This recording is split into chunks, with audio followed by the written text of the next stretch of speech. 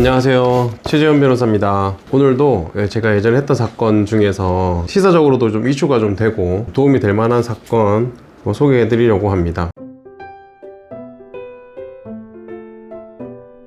명예훼손 사건이었습니다. 올림픽이 있었잖아요. 안산 선수 명예훼손적 댓글들이 많은 것 같더라고요. 연예인들이나 아니면 유명인들에 대한 비방하는 내용의 어떤 글들 게시판에 댓글로 단다거나 사람들이 막 모여있는데 크게 얘기를 하다가 그게 또 소문이 크게 퍼진다거나 명예훼손죄가 과연 뭔지 한번 설명을 좀 드려보려고 합니다. 제가 예전에 했던 이 사건은 내용이 뭐냐면 동네 시장에서 장사를 하시는 분이에요. 다 아는 사람들일 거 아니에요. 시장 내에서도 이런 누구누구 연애하는 것 같다, 사귀는 것 같다, 이런 내용들이 좀 제일 이슈가 되나 봅니다. 피해자라고 이제 지목된 분이 이제 고소를 했는데, 이 피고인이 그 시장에 A 때 가고 B 씨 하고 둘이 그 노래방에 같이 가는데 노래방에서 둘이 뽀뽀도 하고 그러더라, 이런 얘기를 이제 누구한테 한 거예요. 그게 또 그 소문이 이렇게 막 퍼졌어. 아, 그래? 그 사람이 그 뽀뽀를 했다고? 이러면서 이제 동네 이제 그 시장에 소문이 다 퍼진 거예요. 피해자로 지목된 분한테 귀에까지 들어갔죠. 누가 그런 얘기 하더냐 이러면서 난리가 난 거예요, 시장에. 추적 해보니까 박 씨가 그 얘기를 하도만 이래 된 거예요. 그래서 이제 고소를 했고, 진짜 박 씨 아닙니다. 피고인이 수사를 받고 재판까지 가게 됐습니다. 이 명예훼손죄는 어려운 부분이 좀 있는데, 형법 제307조에 규정이 되어 있는데, 공연히 사실을 적시해서 사람의 명예를 훼손한 경우에는 처벌하게 되어 있습니다.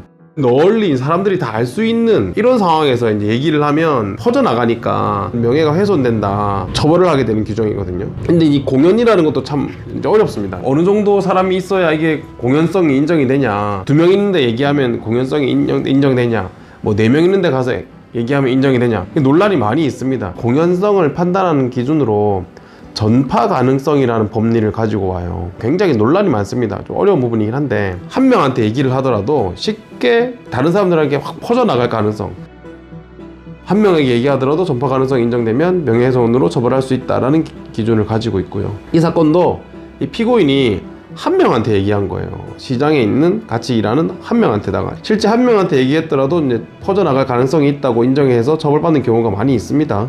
해서 조심하셔야 됩니다. 사실관계를 쭉 확인을 해보니까 피고인이 이 얘기를 할 때, 뽀뽀했다는 얘기를 할 때는 형님만 알고 계세요 이러면서 이제 살짝 비밀입니다 이러면서 얘기를 한 거예요. 이 우리 대법원은 또 판결에서 그런 게 있어요. 2010도 2877이라는 판결입니다. 전파 가능성을 이유로 명예훼손죄의 공연성을 인정하기 위해서는 미필적 고의가 필요하다.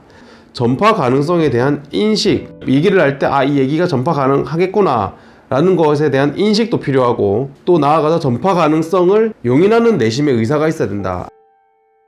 한 명한테 얘기해도 퍼져나갈 수 있겠지, 알고 있었어야 전파 가능성에 미필적 고의가 있다라고 판단하거든요. 그런데 보세요, 이 사건에서는 이 한 명한테 얘기를 하면서 비밀입니다 이렇게 얘기하면서 얘기를 했다는 거예요. 이 소문을 전파할 용인의 의사는 없었던 거죠. 그래서 그런 부분을 많이 부각을 시켰습니다. 사실 이 대법원 판례도 막 다 찾아가지고 검색을 해서 찾아서 이제 주장을 했죠. 형님만 알고 계세요, 비밀입니다 라고 얘기했던 건 또 사실상 밝혀내야 되잖아요, 재판에서. 처음 얘기했던 사람 증인을 불러가지고 증인신문도 꼼꼼하게 하고, 또 처음에 얘기를 들었던 사람이 다른 사람한테 얘기할 때 그 얘기 들었던 사람을 또 증인으로 불러가지고 어떻게 얘기를 듣게 됐냐, 구체적인 사실관계를 굉장히 꼼꼼하게 좀 밝혔습니다, 재판 과정에서. 그래서 결론적으로 당시 이제 판사님은 전파 가능성에 대한 내심에 용인할 의사는 없었다, 그리고 전파 가능성도 사실 좀 부족해 보인다, 이런 취지로 무죄로 판단을 했습니다. 일상적으로 지내다 보면 실수할 수 있고 수사를 받게 되고 재판을 받게 될 가능성이 있는 사건들입니다. 어떤 소문, 우리나라는 외국과 다르게 실제 있는 사실을 얘기를 하더라도 명예훼손죄로 처벌받을 수가 있거든요.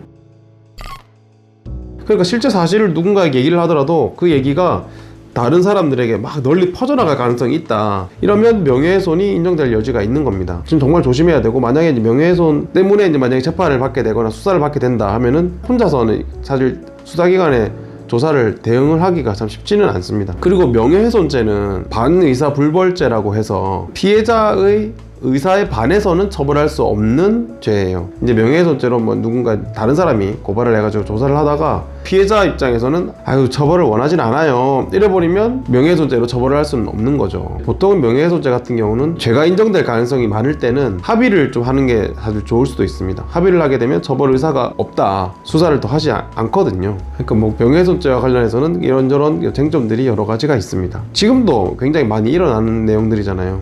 이런 명예훼손죄는 좀 조심할 필요가 있습니다. 또 이런 비슷한 사건, 제가 예전에 했던 사건 가지고 좀 설명드릴 수 있는 시간 가져보도록 하겠습니다. 이런 것들 조심하십시오. 네, 감사합니다.